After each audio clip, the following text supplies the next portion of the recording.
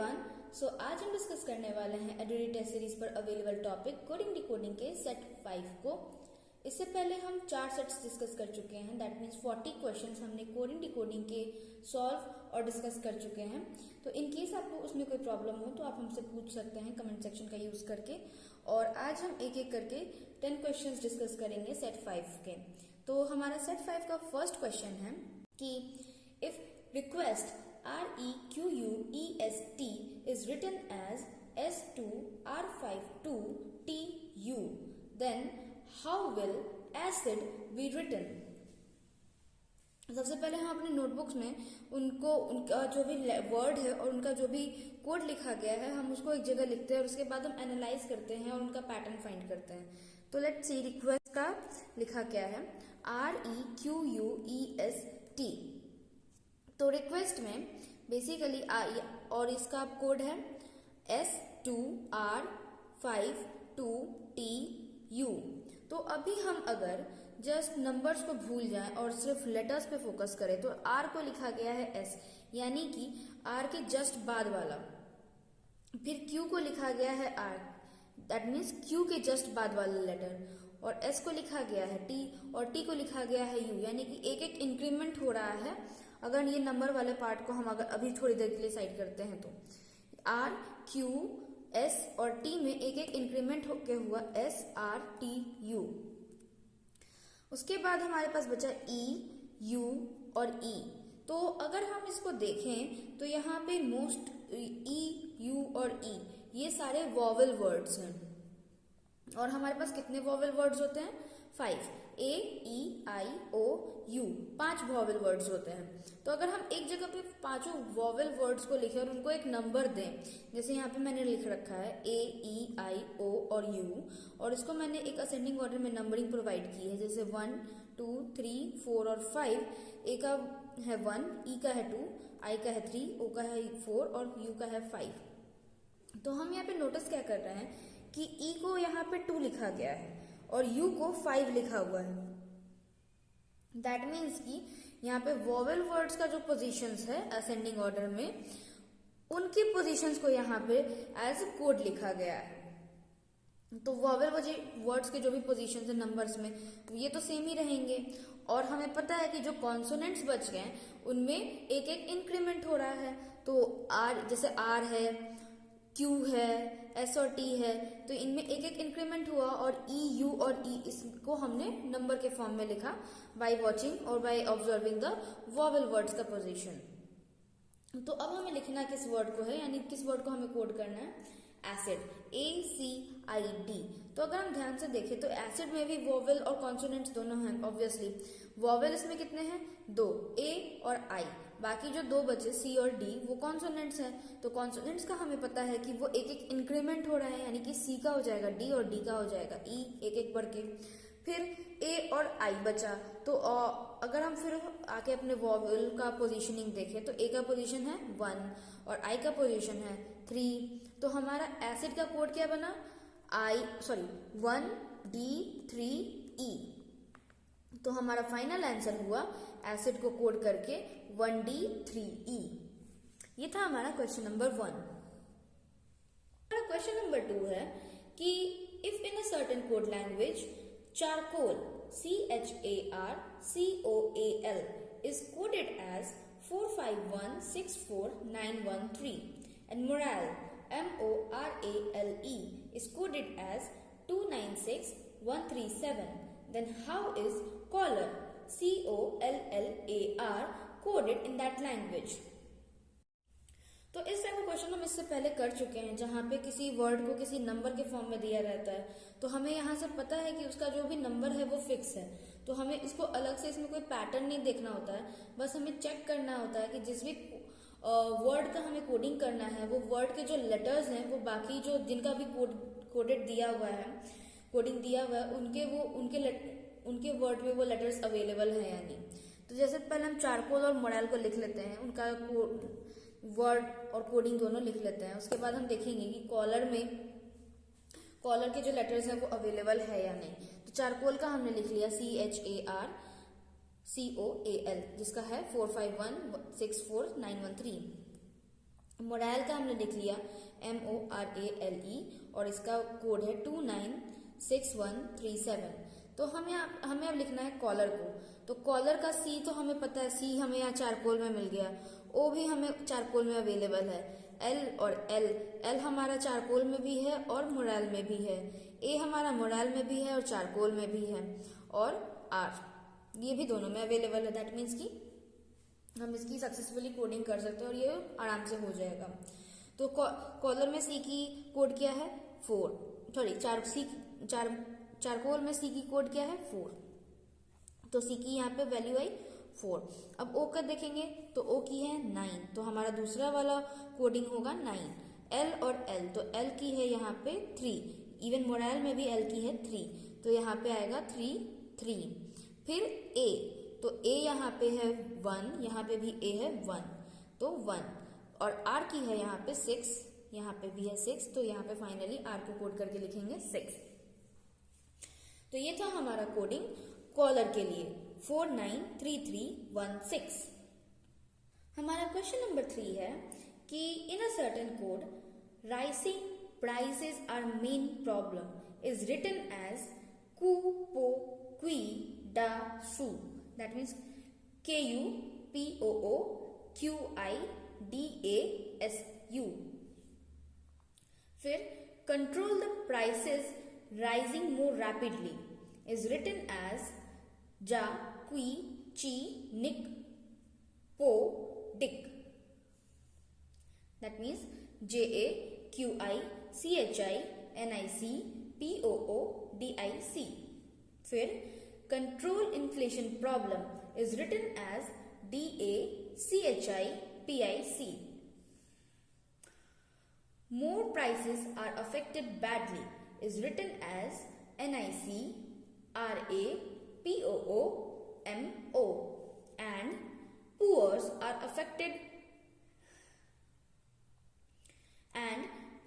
are rapidly affected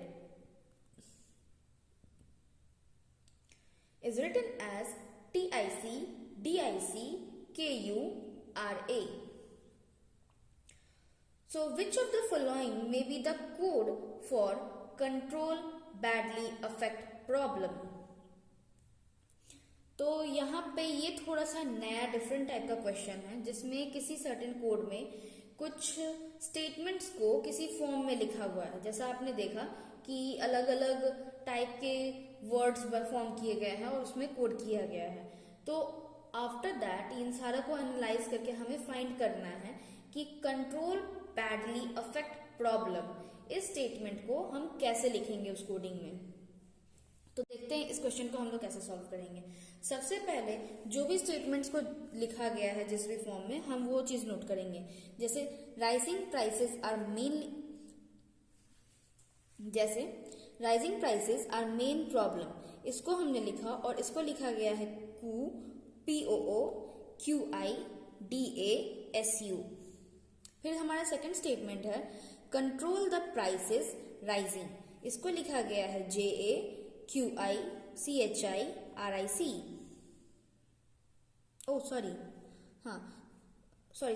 हमारा second statement है control the prices rising more rapidly, तो इसको लिखा गया है JAQICHIRICPOODIC।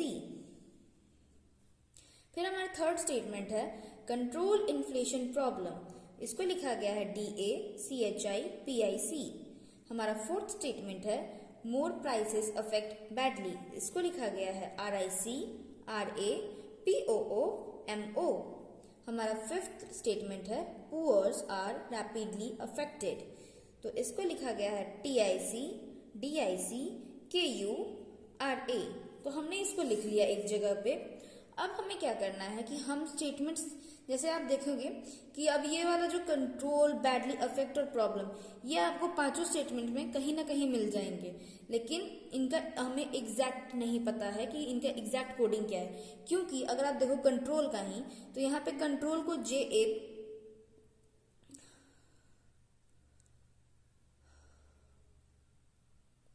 क्योंकि जब आप देखो प्राइसेस को, तो प्राइसेस का जैसे यहाँ पर फर्स्ट स्टेटमेंट में ये सेकंड पोजीशन पे है, और यहाँ पे इसको अगर इसका कोडेड फॉर्म में देखें फर्स्ट स्टेटमेंट का सेकंड पोजीशन, तो इसको लिखा गया है प्राइसेस को POO। लेकिन जब आप हमारा यहाँ पे सेकंड स्टेटमेंट में जो प्राइसेस थर्ड पोजीशन पे प्राइसेस है उसको देखें, तो यहाँ पे हमारा थर्ड पोजीशन पे है CHI, यानी कि यहाँ पे प्राइसेस को फिर यहाँ पे CHI लिखा गया है। फिर अगर आप यहाँ पे और आगे देखेंगे तो हमारा फोर्थ स्टेटमेंट में फिर से प्राइसेस आपको मिलेगा कि जिसका सेकंड पोजीशन है, तो यहाँ पे आप सेकंड पोजीशन पे उसका कोडेड फॉर्म में देखेंगे तो यहाँ पे आपको RA मिलेगा, यानी कि एक ही वर्ड को अलग अलग स्टेटमेंट्स में अलग अलग टाइप से कोड किया हुआ है, यानी कि हमें एग्जैक्ट नहीं पता है कि किस वर्ड को किस फॉर्म में कोड करके लिखा गया है। तो सबसे पहले हमें वो फाइंड करना है, फिर उसके बाद हम एग्जैक्टली देख पाएंगे कि हम कंट्रोल, बैडली, अफेक्ट और प्रॉब्लम इसको कैसे कोड करेंगे। तो इसके लिए हमने सबसे पहले जस्ट इसका ऑब्जर्वेशन देखना, ऑब्जर्वेशन करना है सारा चीज को। तो हमारा जैसे फर्स्ट स्टेटमेंट है, हम लोग बेसिक से एकदम सिंपल वे अगर उठाते हैं तो हमारा सबसे फर्स्ट स्टेटमेंट का हम फर्स्ट वर्ड देखेंगे। फर्स्ट वर्ड में है राइजिंग। हम यहाँ पे देखेंगे कि राइजिंग फर्स्ट स्टेटमेंट में कितनी बार रिपीट हुआ है, ये जस्ट एक ही बार आया। फिर हम सेकंड स्टेटमेंट चेक करेंगे इसमें अगर राइजिंग है या नहीं, तो सेकंड स्टेटमेंट में भी हमें राइजिंग मिला। फिर थर्ड स्टेटमेंट में हमने राइजिंग चेक किया, फोर्थ में चेक किया और फिफ्थ में चेक किया, तो हमें पता चला कि थर्ड, फोर्थ और फिफ्थ में नहीं है, बट फर्स्ट और सेकंड में राइजिंग कॉमन है, कहीं ना कहीं राइजिंग लिखा गया है। तो राइजिंग को हमने एक इंडिकेट कर दिया सर्कल से यहाँ पे, ताकि हमें पता चल जाए। अब हम यहाँ पे इसे कोडेड फॉर्म में देखेंगे, तो कोडिंग फॉर्म में भी फर्स्ट और सेकंड स्टेटमेंट में अगर आप ध्यान दो तो सिर्फ QI कॉमन है, जैसे KU POO QI DA SU। यहाँ पे सेकंड स्टेटमेंट में आपको मिलेगा JA QI CHI RIC POO DIC। That means कि यहाँ पे बस आपको QI कॉमन मिला।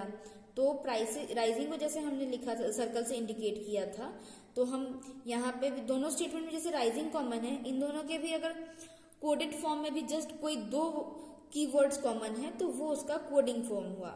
जैसे राइजिंग का हमें पता चल गया QI है, दोनों में सिमिलर। फिर उसके बाद हम फर्स्ट स्टेटमेंट का फिर से सेकंड वर्ड देखेंगे।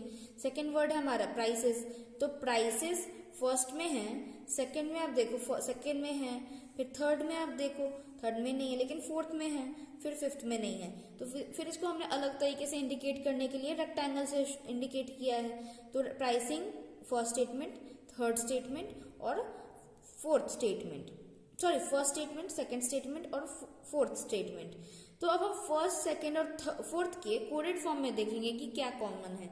जो भी कॉमन होगा तीनों में वही प्राइसेस का कोडिंग होगा।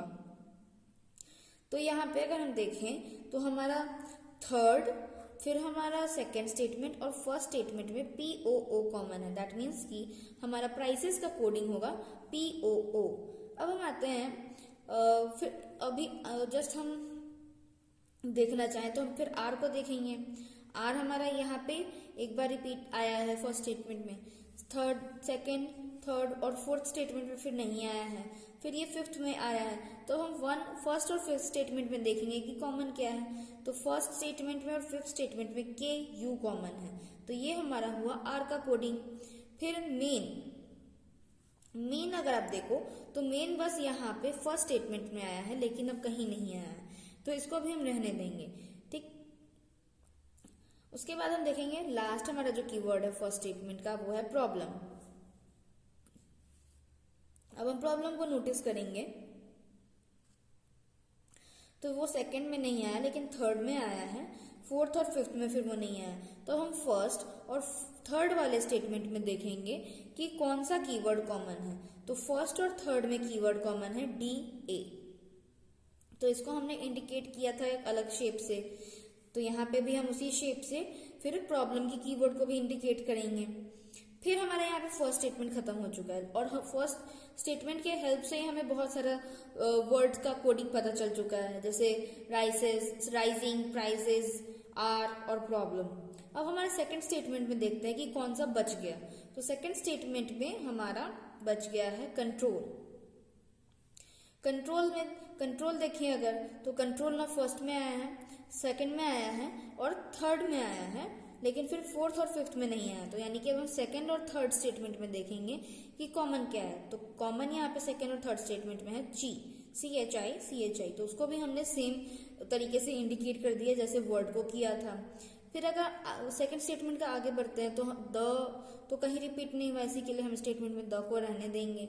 आगे प्राइसेस का हम ऑलरेडी जान चुके हैं, राइजिंग का हम जान चुके हैं। मोर, फिर मोर हम देख लेते हैं कि कहीं वो रिपीट हुआ है या नहीं। तो मोर फर्स्ट में नहीं हुआ, सेकंड में तो हमने कर देखा ही, थर्ड में वो नहीं हुआ, लेकिन फोर्थ में हुआ है। तो फोर्थ और सेकंड स्टेटमेंट में हम देखेंगे कि कॉमन क्या है। सेकंड और फोर्थ स्टेटमेंट में कॉमन है हमारा आर आई सी हमारा कॉमन है फर्स्ट, सेकंड और फोर्थ स्टेटमेंट में। तो हमारा मोर का हुआ RIC। अब हमारा बच गया रैपिडली सेकंड स्टेटमेंट में बस है, उसके बाद हमारा न थर्ड में है, न फर्स्ट में है, न फोर्थ में है, लेकिन ये फिफ्थ में है। तो अब हम देखेंगे कि सेकंड और फिफ्थ में कॉमन क्या है, कौन सा कीवर्ड कॉमन है। तो सेकंड और हमारा लास्ट स्टेटमेंट में कॉमन है DIC इसमें भी है और हमारा सेकंड स्टेटमेंट में भी है।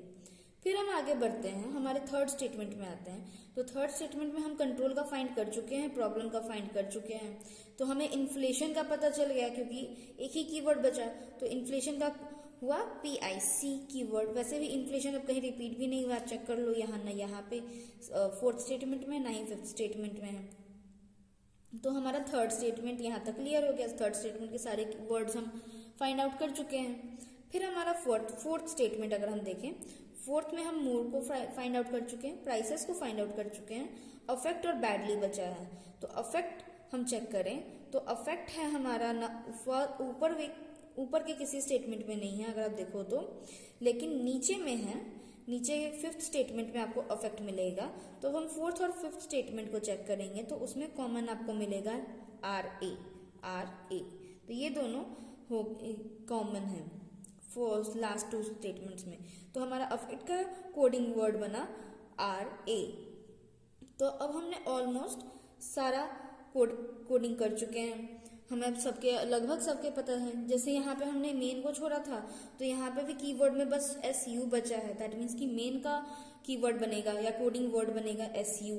फिर यहाँ पे हमने द को छोड़ा था तो द का कोडिंग वर्ड बन जाएगा JA, क्योंकि ये JA फिर कहीं किसी में आया भी नहीं है और इसमें की कोडेड फॉर्म में भी यही एक लेफ्ट बचा। तो इस तरीके से आप एक एक वर्ड का कोडिंग फॉर्म निकाल सकते हैं। ये थोड़ा सा टाइम टेकिंग प्रोसेस हो सकता है, मे बी ये आपका 1 से 2 मिनट लेगा, क्योंकि आपको ये सारा पहले एक जगह लिख के इस चीज को एनालाइज करना रहेगा एक एक वर्ड के लिए। बट एक बार हो जाने के बाद आप आंसर बहुत इजीली फाइंड आउट कर सकते हो। तो यहाँ से हमने सारे वर्ड्स को और सारे वर्ड्स के कोडिंग फॉर्म को फाइंड आउट कर लिया। अब हम क्वेश्चन में देख रहे हैं कि हमें किसका कोडिंग निकालना है। तो हमें निकालना है कंट्रोल बैडली अफेक्ट और प्रॉब्लम का, कंट्रोल बैडली अफेक्ट और प्रॉब्लम का। तो हम यहाँ से अब इस चीज को यूज करके इसको फाइंड आउट कर सकते हैं। तो कंट्रोल का तो हम ऑलरेडी देख चुके हैं, कंट्रोल का यहाँ पे क्या होगा CHI। तो यहाँ पे कंट्रोल का कोडिंग हुआ CHI। बैडली अब हम देखेंगे तो बैडली कहाँ आया था, बैडली इस स्टेटमेंट में नहीं है, इस स्टेटमेंट में भी नहीं है, इसमें भी नहीं है, लेकिन यहाँ पे है फोर्थ स्टेटमेंट में आपको बैडली है और ये कहीं रिपीट नहीं हुआ है। यहाँ फोर्थ स्टेटमेंट में बस एक बैडली बचा है और इसके कोडिंग में भी बस यहाँ पे MO बचा है। तो यहाँ पे बैडली का कोडिंग बनेगा MO। फिर अब हमने देखना है अफेक्ट का। तो अफेक्ट हमें लास्ट टू स्टेटमेंट्स में मिल गया था, तो लास्ट टू स्टेटमेंट्स के थ्रू हमने फाइंड किया अफेक्ट का कोडिंग होगा RA। तो यहाँ पे अफेक्ट का कोडिंग बना RA। अब हम प्रॉब्लम का देखेंगे। तो प्रॉब्लम हमारा फर्स्ट स्टेटमेंट में था, उसके बाद थर्ड स्टेटमेंट में था और फर्स्ट और थर्ड स्टेटमेंट में कॉमन क्या है DA। तो हमारा प्रॉब्लम का कोडिंग बना DA। तो यहाँ से हमें पता चला कंट्रोल बैडली अफेक्ट प्रॉब्लम को हम कोड करके लिखेंगे CHI MO RA DA। तो ये थोड़ा सा डिफरेंट टाइप का क्वेश्चन था, प्लस ये टाइम टेकिंग था, लेकिन ये बहुत सिंपल क्वेश्चन है। आई होप आपको ये समझ में आया होगा। मे बी अगर इन केस आपको इसको समझने में प्रॉब्लम है तो आप प्लीज हमसे कनेक्ट करके हमसे पूछ सकते हैं, हम आपको एक बार और फिर से इसको एक्सप्लेन करेंगे। और तब तक के लिए हम बढ़ते हैं अपने नेक्स्ट क्वेश्चन की तरफ। हमारा क्वेश्चन नंबर 4 है कि if mistake is coded as 976541 and naked NAKED is coded as 84123. Then how is distant DISTANT coded? तो ये हम जानते हैं इस टाइप के क्वेश्चन को हमें कैसे करना है। हमने पहले मिस्टेक और उसके कोडिंग को लिखा, फिर हमने नेकेड और उसके कोडिंग को लिखा। अब हम यहाँ से ऑब्जर्व करेंगे कि डिस्टेंट के कितने लेटर्स इन दोनों में अवेलेबल हैं। तो डिस्टेंट नेकेड में अवेलेबल है डी की कोडिंग है 3, तो यहाँ पे हमारा फर्स्ट कोडिंग लेटर बना 3 या डिजिट बना 3। फिर आई, तो आई यहाँ पे मिस्टेक में अवेलेबल है और आई का कोडिंग है 7, तो हमारा सेकंड कोडिंग लेटर बना डिजिट बना 7। थर्ड है हमारा एस, तो मिस्टेक में एस ऑलरेडी अवेलेबल है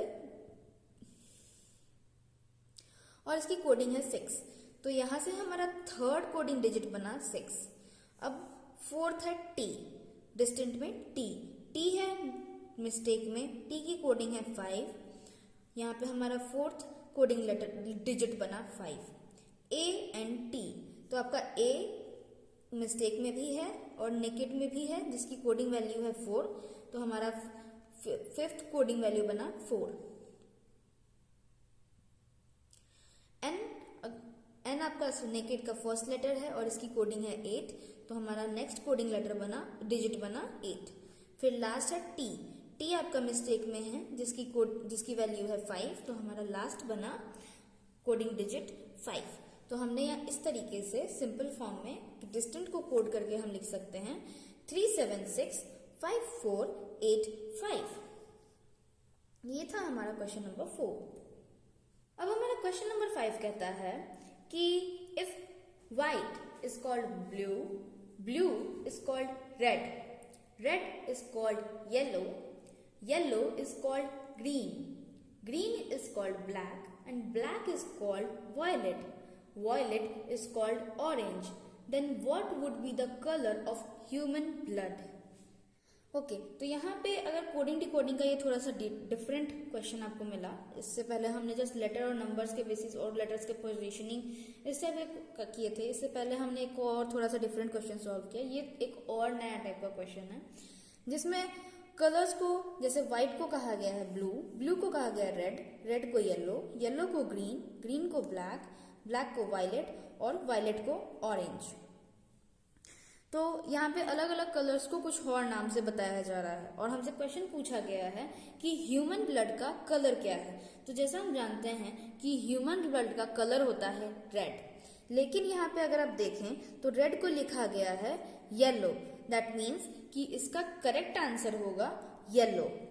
यहाँ पे आप इसको कोड बोल लीजिए कि ह्यूमन ब्लड के को हम कोड के जो कलर है उसको कोड कैसे करेंगे। तो इस फॉर्म में भी आपको क्वेश्चन पूछ सकता है, अदरवाइज डायरेक्टली भी बोल सकता है कि ह्यूमन ब्लड का कलर क्या होगा। तो यहाँ पे आपको ऐसा नहीं कि ह्यूमन ब्लड का कलर आपको पता है कि रेड होता है तो रेड ही लिख देना है। मे बी आपको ऑप्शंस में रेड दिखेगा तो आप अपने आप को थोड़ा सा कॉन्फिडेंट फील करोगे इस बारे में, लेकिन यहाँ पे ये कोड भी दिया गया है तो इसका कोई तो मतलब बनता होगा। इसीलिए अगर आप इस कोड को ऑब्जर्व करें तो हमें पता चलेगा कि रेड को लिखा गया है येलो और फिर दैट मीन्स कि यहाँ पे ह्यूमन ब्लड के कलर होगा येलो। ये था हमारा question number 5।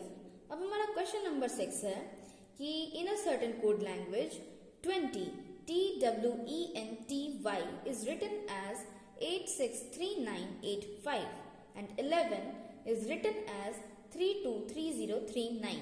Then how will 12 be written in that code? हम अपने पुराने वाले पैटर्न पे आ गए। तो हमारा यहाँ पे 20 का कोड पता है, हमें 11 का पता है, हमें लिखना है 12 को।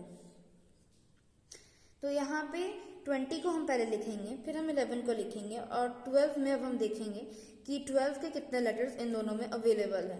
तो 12 में टी है WELVE है, तो टी हमें 20 में मिल जाएगा। टी की वैल्यू यहाँ पे डाली है 8, दोनों जगह पे 8 है, दैट मीन्स कि हमारा फर्स्ट डिजिट होगा, कोडेड डिजिट होगा 8। फिर W, तो W हमें फिर से 20 में मिलेगा, तो W की वैल्यू यहाँ पे है 6, तो हमारा सेकंड डिजिट हो गया 6। फिर थर्ड है E, तो E हमें यहाँ 20 में भी मिल गया, 11 में भी मिल गया, तो E की वैल्यू है यहाँ पे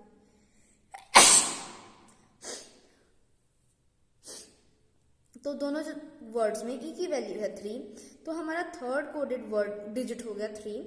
फिर उसके बाद हमारा है एल, तो एल हमें मिलेगा 11 में और एल की वैल्यू है यहाँ पे 2, तो हमारा फोर्थ डिजिट है 2। फिर अब हम देखेंगे वी, तो v यहाँ पे 20 में नहीं है लेकिन 11 में है और v की वैल्यू है यहाँ पे 0, तो हमारा यहाँ पे फिफ्थ कोडेड डिजिट हो गया 0। और अब हमारा लास्ट है e, तो e हमें पता है, इससे पहले भी हम e को देख चुके हैं, e की वैल्यू है 3, तो हमारा लास्ट डिजिट है हो गया 3। तो हम लोग 12 को कोड करके लिखेंगे 863203। ये था हमारा क्वेश्चन नंबर 6। हमारा 7th क्वेश्चन है कि if in a certain code language entry ENTRY is coded as 1 2 3 4 5 and STEADY is coded as 931785, then state which is the correct code for enter ENTEAR। Same form, तो entry और steady ये दोनों को हम एक जगह लिखेंगे, उसके बाद हम एनटीआर को लिखेंगे ENTEAR को, और उसके बाद हम इसका फाइंड आउट करेंगे। तो ई यहाँ पे आपको एंट्री में भी मिल जाएगा और आपको स्टीडी में भी मिल जाएगा, और ये दोनों जगह पे ई को लिखा गया है 1, तो हमारा फर्स्ट डिजिट बना कोडेड डिजिट 1। एन यहाँ पे आपको एंट्री में मिलेगा जिसकी वैल्यू है 2, तो यहाँ पे हमारा सेकेंड डिजिट बना 2। डी आपको यहाँ पे स्टीडी में मिल गया जिसकी वैल्यू है 8, तो हमारा थर्ड डिजिट बना 8।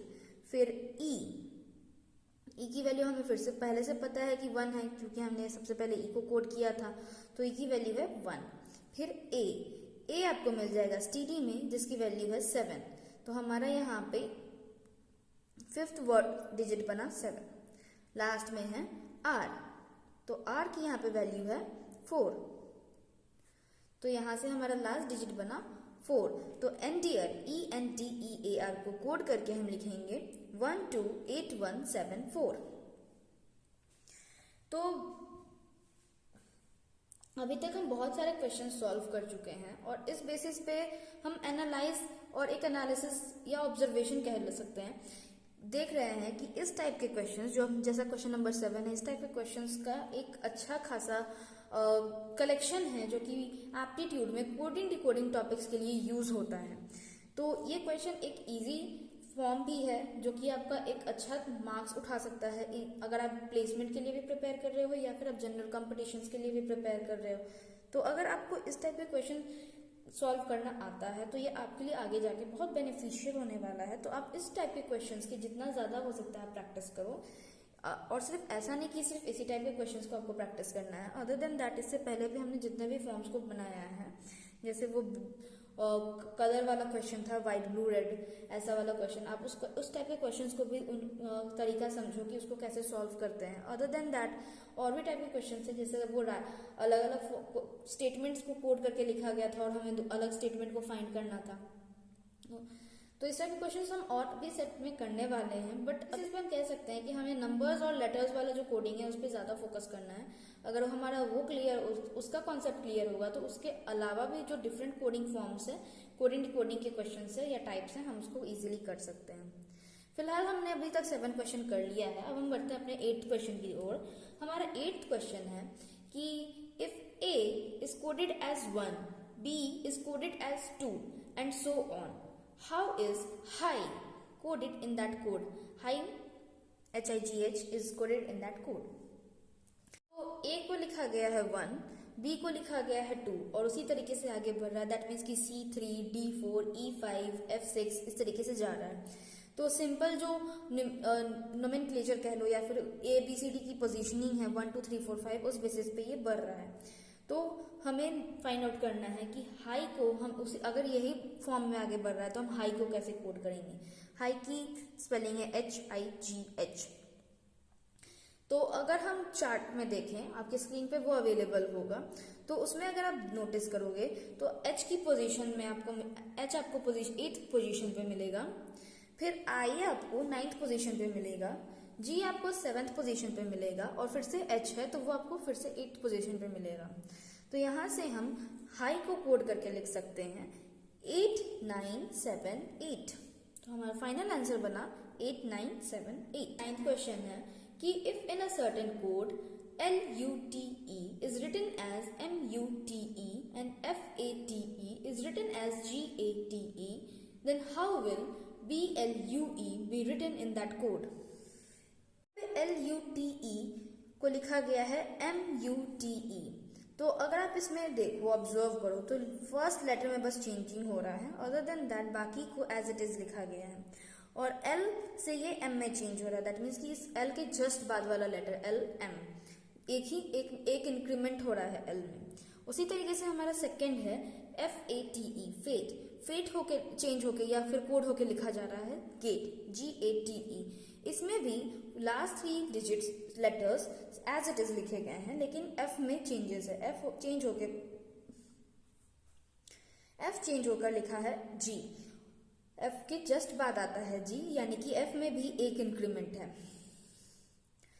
तो यहां से हमने एक ऑब्जर्वेशन देखा कि जस्ट फर्स्ट लेटर में एक इंक्रीमेंट हुआ और जो बाकी 3 लेटर्स थे उसमें उसको एज इट इज लिखा गया। तो ये ऑब्जर्वेशन को ध्यान में रखते हुए अब हम अपना जो लेटर है, वर्ड है ब्लू, उसको कोड करेंगे। तो ब्लू में भी हम देखें तो ये भी 4 लेटर्स का वर्ड है BLUE। तो इसमें भी B में एक इंक्रीमेंट होगा, सेम पैटर्न को अगर हम फॉलो करें तो, और उसके बाद जो तीनों लेटर्स हैं वो एज इट इज रहेंगे, यानी कि LUE। तो B एक इंक्रीमेंट होके लिखा गया C और बाकी एज इट इज रह गए LUE। तो ये हमारा ब्लू का कोड बना CLUE। तो हम फाइनली ब्लू को कोड करके लिख सकते हैं क्लू, दैट मीन्स CLUE। तो ये था हमारा क्वेश्चन नंबर 9। हमारा 5th सेट का फाइनल क्वेश्चन कहता है कि if Rose is coded as 6821.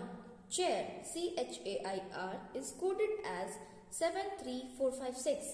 And Preach, PREACH, is coded as 961473. Then what will be the code for SEARCH? Search.